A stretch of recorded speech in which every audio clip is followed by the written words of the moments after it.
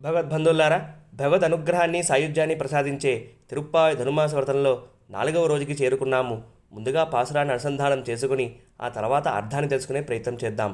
ఆజిమ జైక్కಣ್ణ ఒండ్రుని కైకరవేల్ ఆజియల్ పుక్కుముగుందు కొడు ఆర్తేరి ஊஜி முதல் வனரவம் போல் மெய் கரத்து பாலியந்தோளுடை பற்பனாவன் கையில் ஆஜிபோல் மின்ற வலம்புரி போல் நின்றதிறந்து தாளாதே சாரங்க முதைத்து சர்மலைப் போல் வாய்ப்புஜகனில் பெய்திடாய் நாங்களும் మార్చిగడి నీరాడ మగజిందు ఏలోర్ ఎంబావాయి.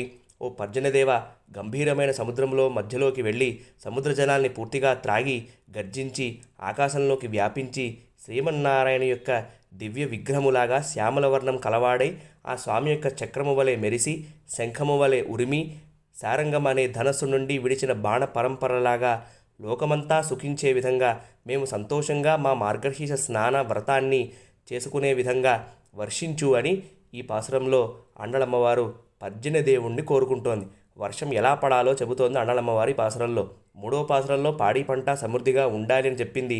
మరి ఆ పాడి పంట సమృద్ధిగా ఉండాలి అంటే వర్షం బాగా కురవాలి. కాబట్టి ఈ పాసురంలో వర్షం గురించి మాట్లాడుతోంది. అంతర్లీనంగా ఉండే విషయం ఏమిటి అంటే ఇక్కడ మేఘాన్ని ఆచార్యునితో పోలిక చెబుతోంది అండలమ్మవారు. మేఘం ఉప్పుగా ఉండే సముద్రము నుండి జలాల్ని తాగి మధురమైన వర్షాన్ని కురిపిస్తుంది. అలాగే ఆచార్యుడు కూడా శృతి స్మృతులలో ఉన్న అర్థాలని తెలుసుకుని సులభంగా అర్థమయ్యే విధంగా శిష్యులకి బోధిస్తారు.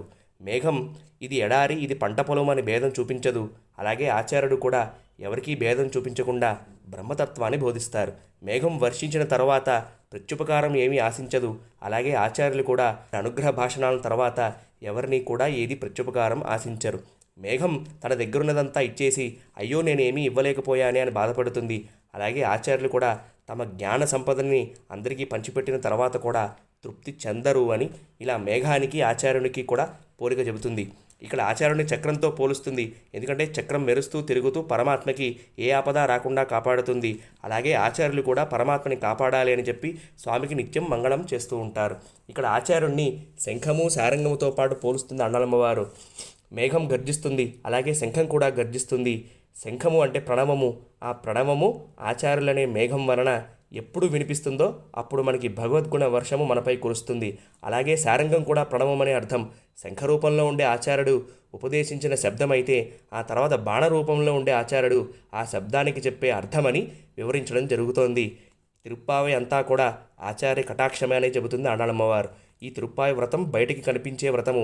అసలు రహస్యం కృష్ణుడిని చేరాలి, దానికి ఆచార్య కటాక్షం ఉండాలి అని తిరుప్పావై నిరూపిస్తుంది.